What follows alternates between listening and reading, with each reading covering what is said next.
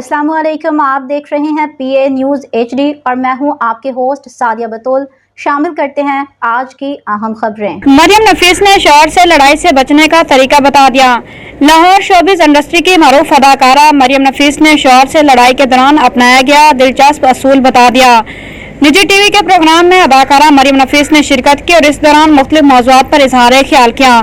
उन्होंने बताया कि शौहर अमान अहमद लड़ाई या इख्तिलाफ की सूरत में एक असूल पर अमल करते हैं जिसकी वजह से उनका रिश्ता मजीद मजबूत रहता है।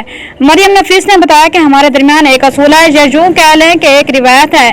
जब मेरे और अमान के दरमियान कोई बहस या झगड़ा होता है तो हम में से एक शख्स कमरे से बाहर चला जाता है। हम एक दूसरे से थोड़ा वक्फा लेते हैं और अगले दिन नाश्ते के वक्त बात करके मामला हल कर लेते हैं। न्यूज़ स्टूडियो से अब तक के लिए इतना ही। मजीद खबरों और अपडेट्स के लिए देखते रहिए PA न्यूज़ HD।